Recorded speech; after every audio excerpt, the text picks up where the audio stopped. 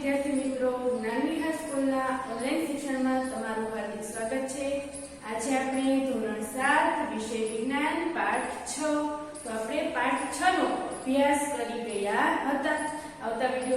આવતા આગળના વિડિયોમાં તમે જોયું કે પાઠ 6 આપણે કાલે આગળના વિડિયોમાં પૂરો કર્યો હતો ને આજે આપણે સ્વાધ્યાયનું રિવિઝન કરશું।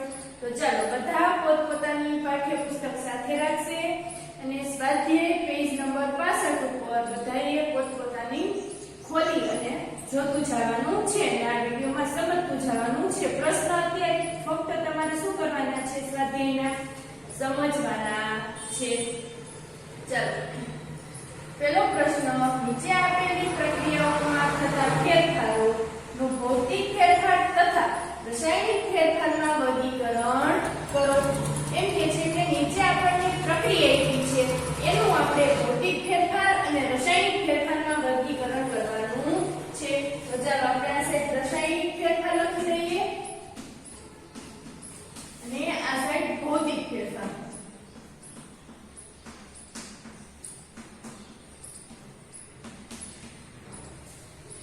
આપણે કેટલું જવાનું છે તો કે એ પ્રકાશ સંશ્લેષણ। પ્રકાશ સંશ્લેષણ રહ્યો એ કેવો ફેરફાર છે? આપણે પ્રકાશ સંશ્લેષણ થતું હોય તો એ કેવો ફેરફાર આપણે ગણતા હતા તો કે રાસાયણિક। તો આપણે આને પ્રકાશ સંશ્લેષણ લખી શકીએ।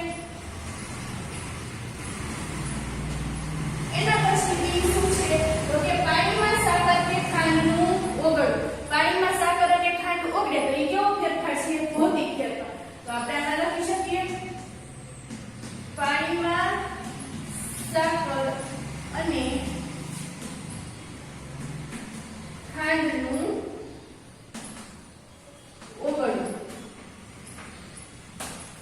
પાણીમાં સાકર અને ખાંડનું ઓગળવું એ કેવો ફેરફાર છે? ભૌતિક ફેરફાર। એના પછી કોલસાનું દહન। તો કે કોલસાનું દહન થાય એ કેવો ફેરફાર છે? એ રાસાયણિક ફેરફાર છે। આપણે કીધું કે કોલસાના દહનથી આપણને નવો જ પદાર્થ મળે છે। નવો પદાર્થ મળે છે તો એને આપણે કેવા ફેરફારમાં ગણતા હતા તો કે રાસાયણિક ફેરફાર। એના પછી છે ડી, મીણનું પીગળવું। આપણે કીધું કે મીણનું પીગળવું એ કેવો ફેરફાર હતો તો કે ભૌતિક ફેરફાર।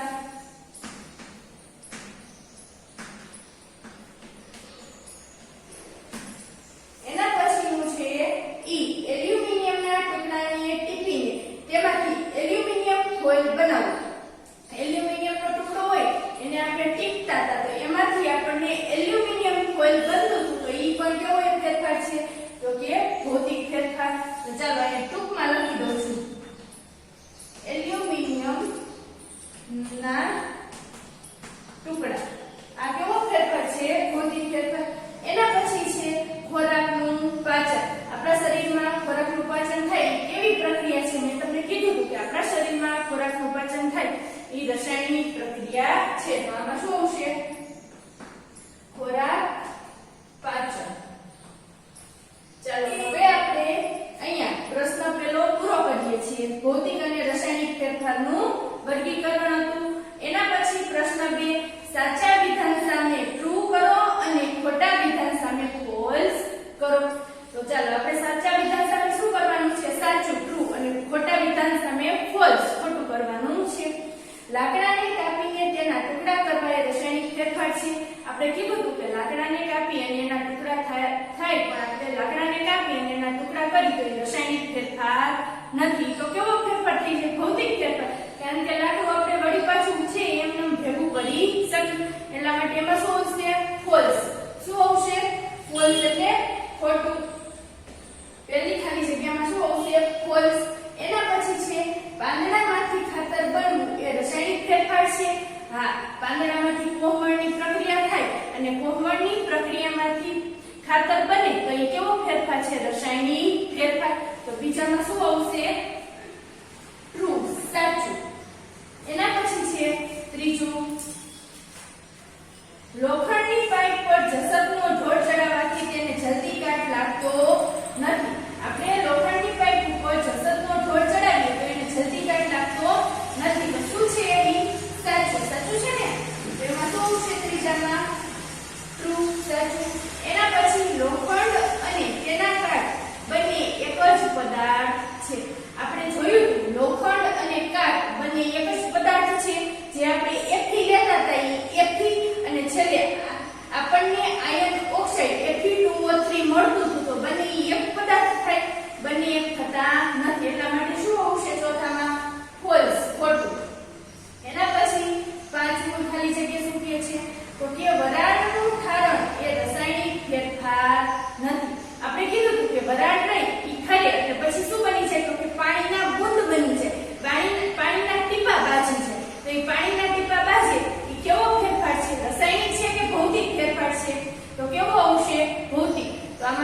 આવશે? શું આવશે? તો કે વરાળનું ઠરણ એ રાસાયણિક ફેરફાર છે. એમાં શું આવશે? ટ્રુ. એના પછી ચાલો હવે આપણે નીચે આપેલા વિધાનોમાં ખાલી જગ્યા પૂરો. તો જે આપણને નીચે વિધાન આપ્યા છે એમાં આપણે શું કરવાનું છે? ખાલી જગ્યા પૂરવાની છે. જ્યારે ચૂનાના નીતરિયા પાણીમાં કાર્બન ડાયોક્સાઇડ પસાર કરવામાં આવે ત્યારે તે ખાલી જગ્યાને કારણે દૂધિયું બની જાય છે. આપણે ઓલો મેં તમને પ્રવૃત્તિ સમજાવી કે એક સાઈડ આપણે ચૂનાનું નીતરિયું પાણી લીધું હતું. ચૂનાના નીતરિયા પાણીમાં શું પસાર કર્યું હતું? કાર્બન ડાયોક્સાઇડ પસાર કરવામાં આવે ત્યારે તે કેવો બની જાય છે? તો કે તે દૂધિયા કલરનો બની જાય છે. શેના કારણે બને છે? તો ખાલી જગ્યામાં શું આવશે? Calcium carbonate. પેલી ખાલી જગ્યામાં શું આવે?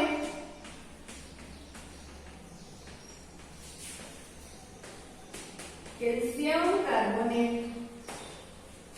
એના પછી બીજી ખાલી જગ્યા જો ચાલો બેકિંગ સોડાનું રાસાયણિક નામ ખાલી જગ્યા છે. બેકિંગ સોડાનું રાસાયણિક નામ શું છે? બેકિંગ સોડાનું રાસાયણિક નામ સોડિયમ હાઇડ્રોજન કાર્બોનેટ. બેકિંગ સોડાનું રાસાયણિક નામ સોડિયમ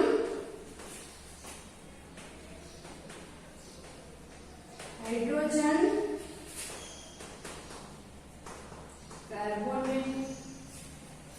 એના પછી ખાલી જગ્યા સી. ત્રીજી ખાલી જગ્યા શું કહે છે? ત્રીજી ખાલી જગ્યા તો કે લોખંડને કાટ લાગતા બચાવવાની બે રીત ખાલી જગ્યા અને ખાલી જગ્યા છે. લોખંડને કાટ લાગતો આપણે બચાવવા માટે શું કરી શકીએ? તો આપણે મેં કાલે તમને સમજાવ્યું હતું. પહેલા તો આપણે શું કરવો પડે? લોખંડ ઉપર રંગ કરવો પડે. તો પહેલી ખાલી જગ્યામાં શું લખશું આપણે? રંગ કરવો. અને બીજી ખાલી જગ્યામાં શું કરવું જોઈએ? ગેલ્વેનાઇઝિંગ. શું આવશે? ગેલ્વેનાઇઝિંગ. ગેલ્વેનાઇઝ એટલે કે ગેલ્વેનાઇઝનું પાતળું પડ ચડાવવું જોઈએ. આપણે લોખંડને કાટ લાગતો બચાવવા માટે શું કરવું જોઈએ? તો કે લોખંડના બારીબાણાને રંગ કરવો જોઈએ અથવા તો ગેલ્વેનાઇઝનું પાતળું પડ ચડાવવું જોઈએ. એના પછી ખાલી જગ્યા 4 ડી પદાર્થના માત્રા ખાલી જગ્યા ગુણધર્મ તથા ફેરફારને જ ભૌતિક ફેરફાર કહે છે.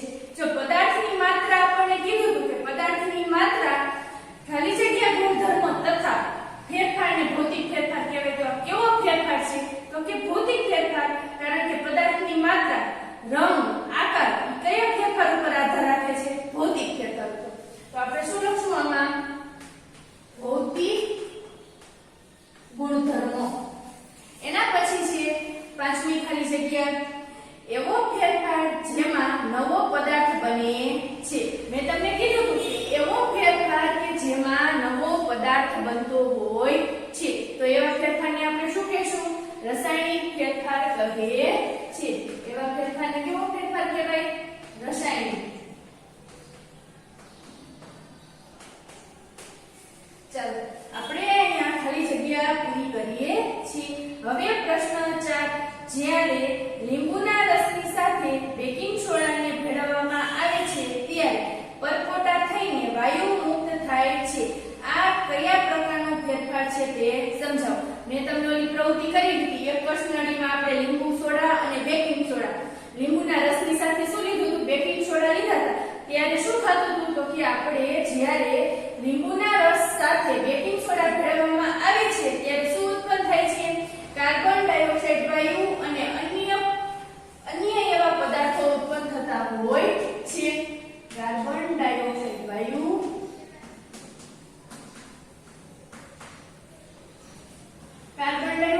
અને અન્ય પદાર્થ ઉત્પન્ન થાય છે. તો તમે આમ કહી શકો કે લીંબુના રસની સાથે બેકિંગ સોડા ભેળવવામાં આવે છે ત્યારે કાર્બન ડાયોક્સાઇડ વાયુ અને અન્ય નવા પદાર્થો ઉત્પન્ન થાય છે. આથી આ ફેરફાર કેવો ફેરફાર કહી શકાય? આ ફેરફારને આપણે રાસાયણિક ફેરફાર કહી શકીએ. કેવો ફેરફાર કહી શકીએ? રાસાયણિક ફેરફાર.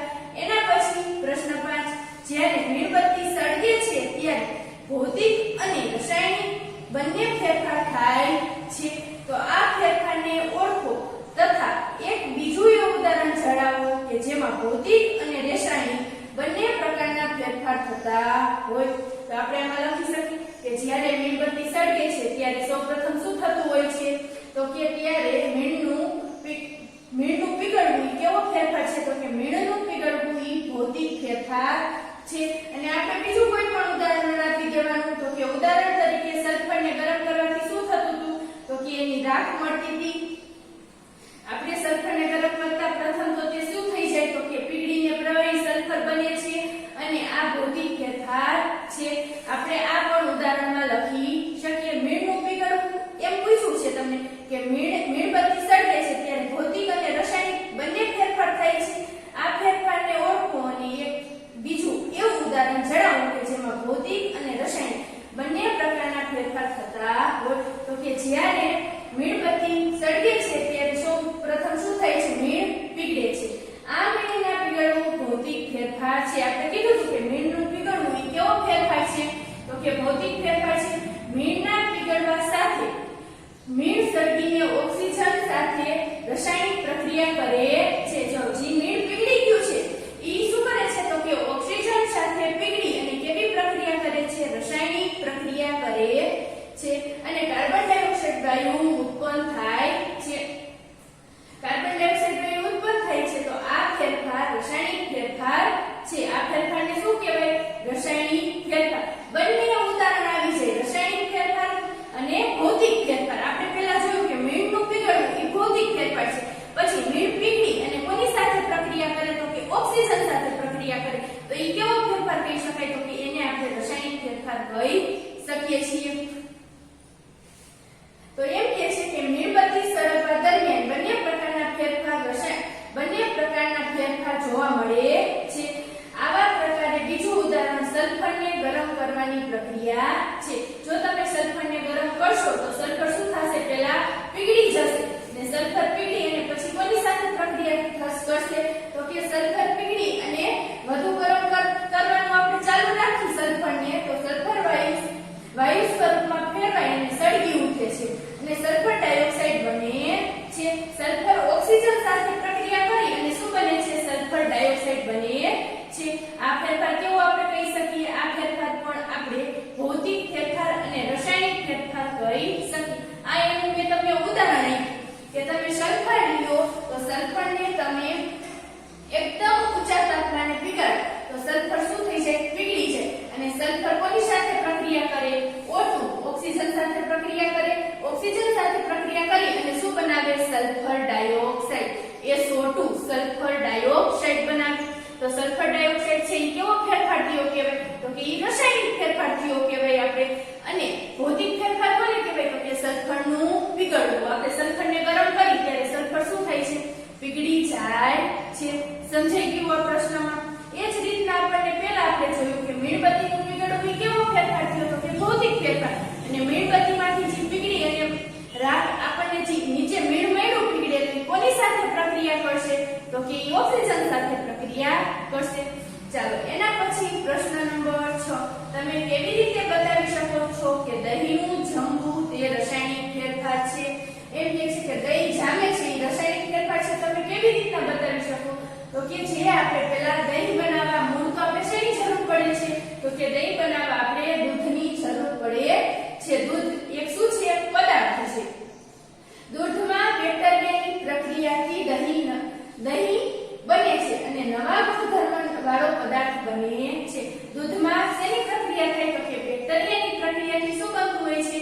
તો કે દહીં બનતું હોય છે અને નવો જ પદાર્થ આપણને મળે છે. દૂધ અને દહીં ભિન્ન રાસાયણિક ગુણધર્મો વાળા પદાર્થો છે. તેથી દહીંનું જામવું એ રાસાયણિક ફેરફાર છે. જો દૂધ આપણે પી તો આપણને દૂધનો સ્વાદ આવે નહીં, પણ આપણે જ્યારે દહીં ખાય તો આપણે દહીંનો કેમ ખાટો સ્વાદ આવતો? કારણ કે એમાં શું હોય? તો કે બેક્ટેરિયા હોય. એટલા માટે એમ કહે છે કે દૂધ અને દહીં બંને કેવા છે? ભિન્ન પદાર્થો છે. એના પછી પ્રશ્ન 7. સમજાવો કે લાકડાનું દહન થવું તથા લાકડાને તેના ટુકડાઓમાં કાપવા બંને જુદા જુદા પ્રકારના ફેરફાર ગણવામાં આવે છે. પ્રશ્ન 7 એમ કહે છે કે લાકડાનું દહન થવું અને લાકડાને આપણે કાપવા એ બંને અલગ અલગ ફેરફાર છે. તો આપણે લખી શકીએ તો કે લાકડાનું દહન થાય છે ત્યારે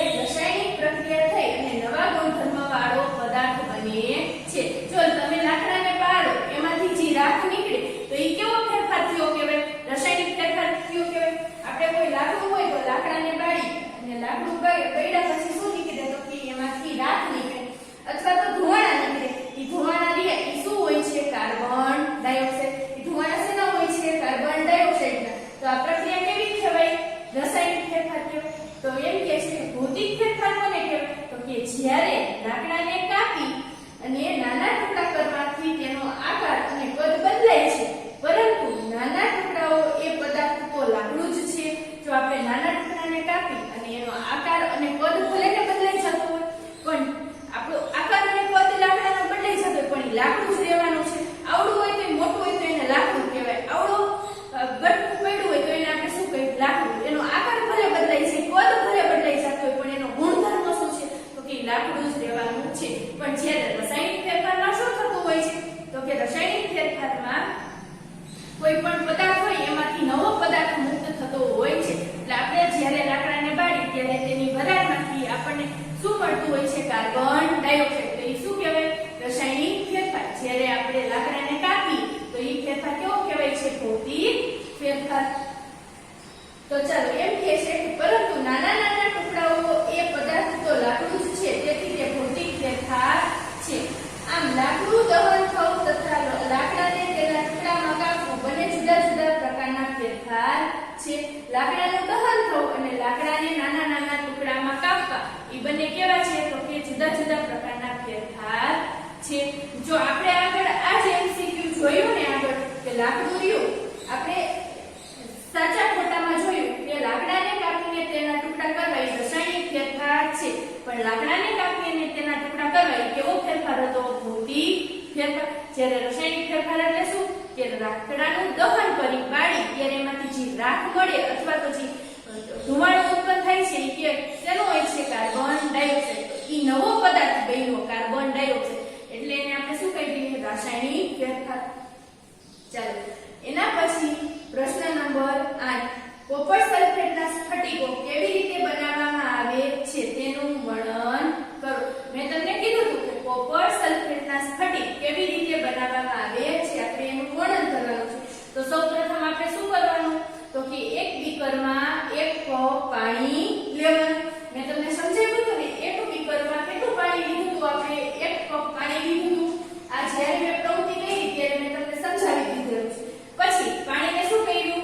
ગરમ કર્યું, અને પાણી ઉકળે ત્યાં સુધી આપણે શું કર્યું? એને ગરમ કર્યું. જ્યાં સુધી પાણી ઉકળવા ન માંડે ત્યાં સુધી આપણે તેને ગરમ કર્યું, અને ઉકળી જાય પછી એમાં કોપર સલ્ફેટનો પાવડર, આપણે કોપર સલ્ફેટનો પાવડર ઉમેરી અને એનું મિશ્રણ શું કરતા હતા?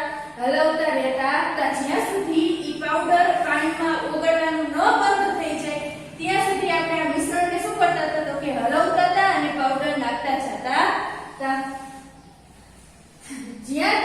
જ્યારે દ્રાવણમાં વધુ કોપર સલ્ફેટ ઓગળતો બંધ થઈ જાય ત્યારે દ્રાવણને ગાળી લો. મેં કીધું કે જ્યારે દ્રાવણમાં કોપર સલ્ફેટ ઓગળવાનું બંધ થઈ જાય ને, આપણે નાખતા જતા હોય. કોઈ વસ્તુ એવી હોય, જો તમે કપે પાણી પીઓ તો એમાં તમે ખાંડ નાખ્યા જ કરો તો ખાંડ ઓગળી એટલી બધી. તો કે અમુક સમય એવો આવે કે ખાંડ ઓગળવાનું બંધ થઈ જાય. એવી જ રીતના પાણીમાં કોપર સલ્ફેટ ઓગળવાનું અમુક સમયે શું થઈ જાય? તો કે બંધ થઈ જાય. ત્યારે શું કરવાનું? તો કે દ્રાવણને ગાળી લેવાનું, અને જે દ્રાવણ આપણે ગાળી લઈએ એ દ્રાવણને થોડા કલાકો સુધી શું કરવાનું? સ્થિર રાખવાનું. એને આપણે અડવાનું નહીં અને ઠંડુ પડવા દેવાનું. અને ત્યાર પછી દ્રાવણમાં સ્ફટિક દેખાય છે ત્યાર પછી શું જોવાનું? કે દ્રાવણમાં સ્ફટિક દેખાય છે કે નહીં. કેમ કે તપાસો, કોપર સલ્ફેટના દ્રાવણમાં વાદળી રંગના કોપર સલ્ફેટના મોટા સ્ફટિકો જોવા મળે છે, ને આ દ્રાવણમાં કેવા? તો કે વાદળી રંગના કોપર સલ્ફેટના મોટા મોટા સ્ફટિકો જોવા મળતા હોય છે. કાલે જ આપણે આગળના જ વિડીયોમાં આપણે આ જોયું હતું. ચાલો બધા પહેલા તો વિડીયો જોવો છો ને દરરોજના? હમણાં તમારે મંથલી પરીક્ષા છે. એના પછી પ્રશ્ન નંબર 9. સમજાવો લોખંડના દરવાજાને રંગવાથી તેને કેવી રીતે કાટ લાગવામાંથી બચાવી શકાય છે. એમ કે છે કે લોખંડના દરવાજા આપણે રંગી તો એને કાટ લાગવાથી કેવી રીતના બચાવી શકાય છે તે સમજાવવાનું છે. તો કે લોખંડના દરવાજાઓને રંગવાથી લોખંડ પર રંગનું પાતળું પડ લાગે છે. મેં તમને હમણાં જ કીધું કે લોખંડનો દરવાજો હોય એને આપણે રંગી તો લોખંડ ઉપર શું થાય છે? તો કે રંગનું પાતળું પડ લાગે છે.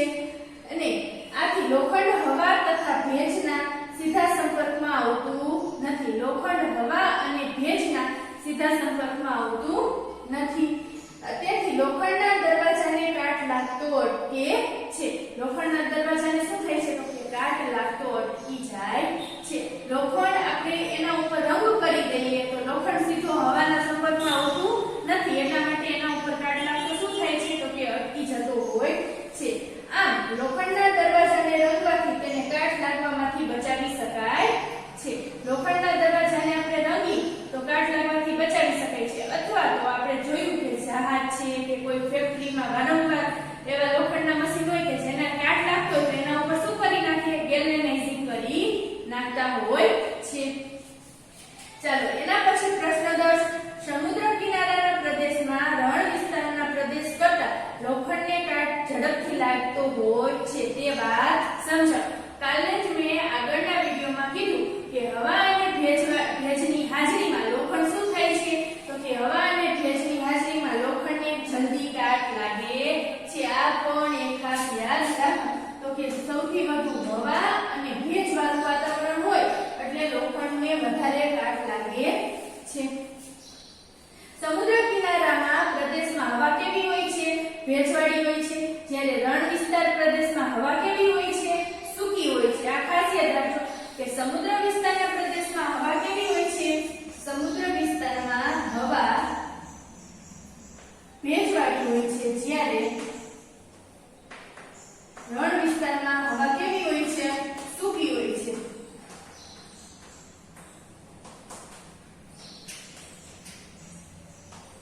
રણ વિસ્તારમાં હવા કેવી હોય છે સૂકી હોય છે. એટલા માટે શું કહે છે તો કે રણ વિસ્તારમાં રણ પ્રદેશમાં હવા સૂકી હોય છે, વળી સમુદ્ર કિનારાના પ્રદેશમાં ક્ષારવાળું પાણી હોય છે. લોખંડને કટાવાની પ્રક્રિયા ઝડપી બને છે. સમુદ્ર વિસ્તારમાં દરિયાની આજુબાજુનો જેટલો પ્રદેશ હોય તો એ પ્રદેશમાં કેવું પાણી હોય છે ક્ષારવાળું પાણી હોય છે. અને આથી સમુદ્ર કિનારાના પ્રદેશમાં રણ વિસ્તારના પ્રદેશ કરતા લોખંડને કાટ ઝડપથી લાગે છે. સમુદ્ર કાંઠાના વિસ્તારમાં લોખંડને કાટ કેવો ઝડપથી લાગતો હોય છે, જ્યારે રણ વિસ્તારના પ્રદેશમાં લોખંડને કાટ એટલો ઝડપથી લાગતો હોતો નથી. કારણ કે અહીંયા વરસાદ પણ ઓછો હોય છે, હવામાં ભેજનું વાતાવરણ પણ નથી હોતું અને કેવો પ્રદેશ હોય છે સૂક્ષ્મ પ્રદેશ હોય છે, એટલા માટે સૂક્ષ્મ પ્રદેશ હોય છે એટલા માટે. ચાલો એના પછી પ્રશ્ન 11 રસોડામાં રસોઈના કામમાં વપરાતો ગેસ એ લિક્વિફાઇડ પેટ્રોલિયમ ગેસ LPG છે. તો સિલિન્ડરમાં તે પ્રવાહી સ્વરૂપે હોય છે. તે જ્યારે સિલિન્ડરમાંથી બહાર આવે ત્યારે તે વાયુમાં રૂપાંતર થાય છે. તો ફેરફાર A ત્યારબાદ તેનું દહન થાય છે. ફેરફાર B આ ફેરફાર સાથે સંબંધિત નીચેના વિધાનો સંબંધ ધરાવે છે. તો સાચા વિધાનોની પસંદ કરો. એમ કે છે કે આપણા ઘરમાં જે આપણા રસોડામાં જે લિક્વિફાઇડ પેટ્રોલિયમ ગેસ હોય છે એ સિલિન્ડરમાં કયા સ્વરૂપે હોય છે પ્રવાહી સ્વરૂપે હોય છે. જ્યારે સિલિન્ડરમાંથી બહાર આવે છે ત્યારે કેવો બની જાય છે વાયુ સ્વરૂપે, જ્યારે સિલિન્ડરમાં હોય ત્યારે કયા સ્વરૂપે હોય છે પ્રવાહી સ્વરૂપે છે. સિલિન્ડરમાંથી બહાર આવે છે ત્યારે કયા સ્વરૂપે બની જાય છે વાયુ સ્વરૂપે. તો આ ફેરફાર કેવો ફેરફાર કહી શકાય એ આપણે સમજવાનું છે. તો ફેરફાર A રાસાયણિક ફેરફાર, ફેરફાર B રાસાયણિક ફેરફાર છે. ફેરફાર A અને B બંને રાસાયણિક ફેરફાર છે કે ઉપરોક્ત એક પણ પ્રક્રિયા ફેરફાર નથી. તો આપણે આમાં શું કહી શકીએ તો કે ફેરફાર A ત્યારબાદ તેનું દહન થાય છે, કે ફેરફાર B ફેરફાર સાથે સંબંધિત નીચેના વિધાનો આપણે તપાસવાના છે. એમ કહે છે કે જ્યારે સિલિન્ડરમાંથી બહાર આવે ત્યારે તે વાયુમાં રૂપાંતર થાય છે. ત્યારે તે વાયુમાં રૂપાંતર થઈ જતું તો એમાં આપણે શું આવશે B ફેરફાર B રાસાયણિક ફેરફાર છે. કેવો ફેરફાર છે તો કે રાસાયણિક ફેરફાર છે. એના પછી પ્રશ્ન નંબર 12 ચાલો પ્રશ્ન નંબર 12 શું કહે છે તો કે પ્રાણીજ કચરાને પચાવીને એનારોબિક બેક્ટેરિયા બાયોગેસ બનાવે છે. જ્યારે પ્રાણીજ કચરો રહ્યો એ આપણે પચાવીને કોણ પચાવે છે તો કે એનએરોબિક બેક્ટેરિયા. તમે ભણી ગયા હશો તો કેવા બેક્ટેરિયા એનએરોબિક બેક્ટેરિયા પ્રાણીજ કચરાને શું કરે છે તો કે પચાવે છે. ફેરફાર A ત્યારબાદ બાયોગેસનું બળતણ તરીકે દહન થાય છે. ફેરફાર B તો અને સંબંધિત નીચે આપેલા વિગતોમાંથી સાચું વિધાન પસંદ કરો. આપણે જ્યારે પ્રાણીજ કચરાને પચાવીએ, કોણ પચાવે છે? Anaerobic bacteria. તમે જોજો કે કચરો પડ્યો હોય તો એનું કોહવાણ થઈ જતું હોય છે. તો એ કોહવાણ કોણ કરતું હોય છે? તમને એમ થાય કે કોહવાણ કેવી રીતના થતું હોય છે? તો એનએરોબિક બેક્ટેરિયાનું કોહવાણ કરી નાખતા હોય છે. ડાળી, પાંદડા, મોળ, મૂત્ર ઘણા સમય, લાંબા સમય સુધી શું થતું હોય છે? કોહવાતું હોય છે. એના પછી બીજું શું કે છે? ત્યારબાદ બાયોગેસનું બળતર તરીકે દહન થાય છે. જે બાયોગેસ રહ્યો એનું બળતર તરીકે દહન થાય છે. તો તેની સાથે સંબંધિત નીચે આપેલા વિધાનોમાંથી સાચું વિધાન આપણે પસંદ કરવાનું છે. તો કે ઉપરોક્ત બંને ફેરફાર કેવા ફેરફાર છે? રાસાયણિક ફેરફાર છે. A અને B બંને ફેરફાર રાસાયણિક ફેરફાર છે. કે આપણે જ્યારે પ્રાણીજ કચરો હોય એને પચાવી, એ પણ રાસાયણિક ફેરફાર છે. બેક્ટેરિયા પચાવી, અને જ્યારે આપણે બાયોગેસનું બળતર તરીકે દહન કરીએ તો જે બાયોગેસ છે એ શેમાં ફેરવા જાય છે? કાર્બન ડાયોક્સાઇડમાં. આપણે જોઈએ છીએ કે આપણો એલપીજી, સીએનજી એના બધાનું દહન થતું હોય તો આપણે વરાળ સ્વરૂપે શું મળતું હોય? ધુમાડા સ્વરૂપે શું મળતું હોય છે? Carbon dioxide. એટલા માટે બંને ફેરફાર કેવા ફેરફાર છે? રાસાયણિક ફેરફાર. આપણને નવો જ પદાર્થ મળતો હોય છે. ચાલો અહીંયા સુધી આજે આપણે રાખીશું. બધાને સ્વાધ્યાય સમજાઈ ગયું? જો જે પ્રશ્ન ન સમજાણો હોય તો શું કરવાનું? તમે હમણાં સ્કૂલે આવો ત્યારે પૂછી લેવાનું છે. ચલો, અસ્તુ. જય હિન્દ, જય ભારત.